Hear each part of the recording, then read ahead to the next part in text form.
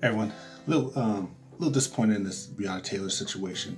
Not just the verdict that was handed out the other day, which against a police officer, against the three police officers, but just the whole situation is a disappointing, hurtful situation. Not only for Breonna Taylor, but also for the police officers and for our country. It's like a big black eye on our country. But for those of you who don't know, most people know already.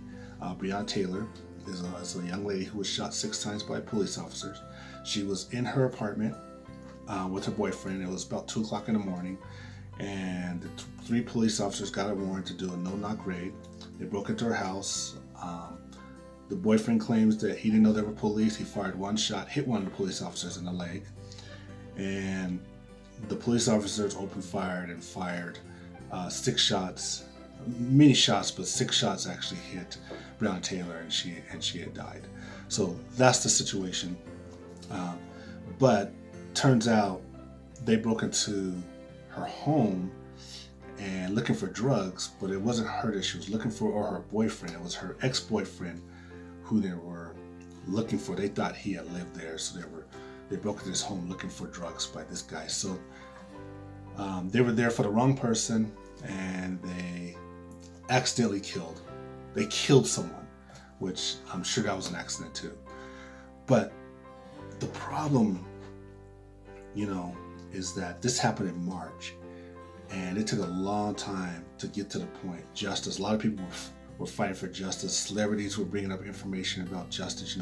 Justice for Breonna Taylor. Don't forget her name. This kind of thing. So the public really pushed for some sort of justice in this situation. And so what came out the other day was this charge. I'm not fully understanding this charge, but it says wanton endangerment. So that's not what the public wanted. Wanton endangerment, indicted. One of the police officers was indicted for wanton endangerment. The rest of the other two police officers weren't charged. So I'm not arguing for or against that. I'm just saying that it's just overall it's just a disappointing, hurtful situation, for everyone involved. And one of the things I think about is that, like within the black community, you see this a lot. People of non-color don't really see this as much or experience, or maybe not even know about it. But within the black community, there's a lot of stories that circulate in the black community about police breaking into their homes, destroying property, finding nothing, leaving all this destruction. No worries. Nobody gets killed, but they're just going in and just destroying property without caring about that person. And it brings to this idea about how black people feel, which is, and not just black people, a lot of people feel this way, but particularly I'm talking about black people. They feel this idea that we're invisible. We're invisible when we go in our workplaces, because you'll go to a meeting, people don't want to hear what you have to say, or they'll stick you in a corner somewhere. They'll hire you, but they'll stick you in a corner somewhere.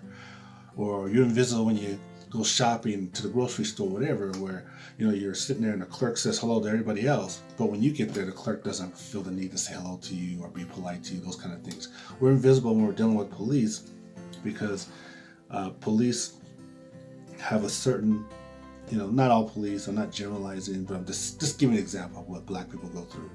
But police will treat, white people or people of non-color a certain way, but then we as black people, we know, or we experience police treating us a different way. They're more aggressive with us, more violent with us, more willing to put us in jail. These kind of things, which creates this idea of that we're invisible. And black people want to be seen. We want to be visible. We want to be valued. Being visible is just a way of saying want to be valued, want to be treated the same as other people, want to be valued. So here you are, you have the situation with Breonna Taylor, and the police break into this home, they kill her, and we know it's an accident. The police officer didn't intentionally come in here saying, I'm going to kill somebody and then kill this person. It was an accident. We'll talk about that too. But they did kill somebody. This black woman, they killed somebody, but then they don't have charges to represent this killing of this black woman. So instead of this black woman being visible, she's invisible. It's like her life doesn't matter. This is why people are so upset with the situation. It's like this black woman's life, once again, doesn't matter. And so we want to get past that point. We want people to see and value, because the situation is wrong. It was, could the police done something else? Like, they're breaking down doors looking for drugs. Drugs are legal in a lot of states right now. We're risking life and limb for drugs. Not only are you risking life and limb for the people in the house, but you're risking life and limb for a police officer. You're breaking a house at 2 o'clock in the morning. You don't even know what's behind those doors. You don't know what's going to go on. So, you're hoping they're asleep. So you break in there. But what are you looking for? You're breaking in all this commotion, risking life and limb for police officers and this person for drugs. For drugs, it doesn't even make sense. It's like, is there a better way? And there is. They eliminate the no-knock warrants in this area. But the point I'm saying, this is the problem. Could there have been a better way?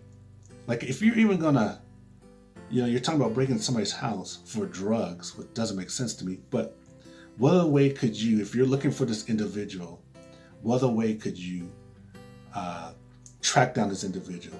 Like, you don't even know he lives there. I mean, you assume he lives there. And I'm not a police officer, so I'm just throwing things out there.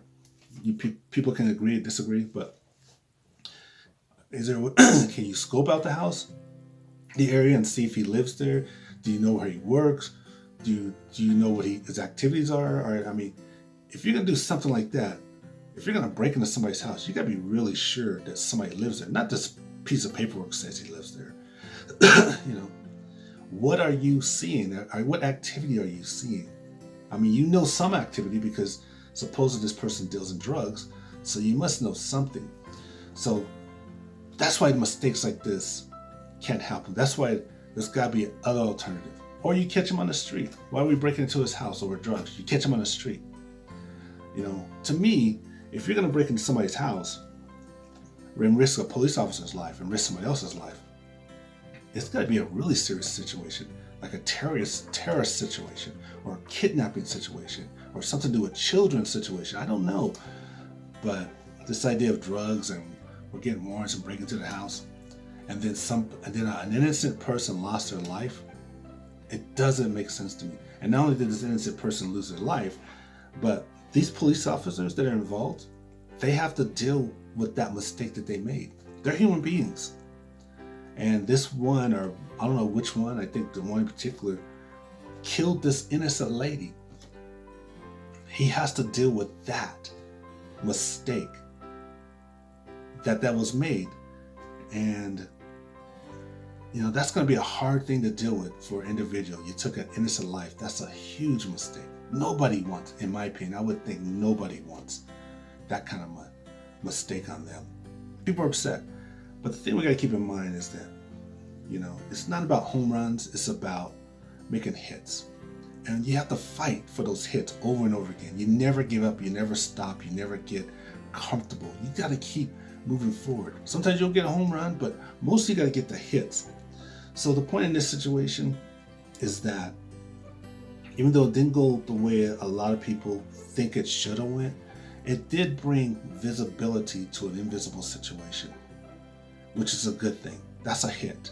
It brought visibility to an invisible situation. We know who Breonna Taylor is. We know the situation with the police, the no-knock warrants. The police are doing something about it, which is part of reform. They have eliminated that in the area. Other states, other police departments will look at this mistake, learn from it. They'll probably eliminate it from their police as well, because it doesn't make sense for drugs, this kind of thing. That I don't really understand people making these kind of comments, which was this person that was speaking, he was trying to paint Breonna Taylor as not like a good person, like, saying, I'm not even going to say some of the stuff that he said because I felt it was a lie. But one of the things he was saying that, there's this, Breonna Taylor was trying to be a nurse, and he was saying that, derogatory comments about she wasn't going to really be a nurse, she had failed out of school, these kind of things. And these comments disturb me because, we're talking about a life. Like, this person was killed. This person was innocent. This person should not have been killed. It was an accident, but this person should not have been killed. There's no justification for it. like we'll look at this is what I mean about the invisibility versus visible. You look at this black lady, and you make her invisible by saying that she's not perfect. Like she wasn't going to be a nurse, or she didn't do well in school, these kind of things. And it makes her invisible in this situation. So it almost like justified, like it was okay to take her life. And these are the things that really bother me, because it's like you're setting a standard of perfection. If she's not perfect, not a perfect life, not a perfect black life, then, then it was okay for her to die. I learned a long time ago about this idea of perfection. Like for myself, I remember, whenever I applied for certain jobs or whatever I was trying to do, and people will set this perfect standard for me. I would say, well, you're not this way, you're not that. And they learn this list of items. And so, and they say, when you get this, then you come back to me. So I would get those, suggestions that they have, and I go back to them, and they say, well, now you need to be this, this, this, and that. So I said, okay, so I would do that, and then I go back to them, and then they have this other list. So it's like you're leading to this idea of perfection. So I learned something that, I don't need to live to this ideal of being perfection to be a valued human being. I have certain skills that I'm going to offer you, and either you're interested or you're not. But me, and I don't mind getting better as a person, but me trying to live up to this idea of perfection, I'm not going to do it. And so that's what bothers me when people look at black people that die and they say, well, this person had made this mistake in their life, or this person wasn't perfect in this area, so it justifies it. Even though the decision, it hurts me, just like it hurts a lot of people out there. Just keep in mind, it does bring visibility to a once invisible situation, and which helps create change. And that's what we want to do. And it's not about the home runs, it's about coming up and taking a hit.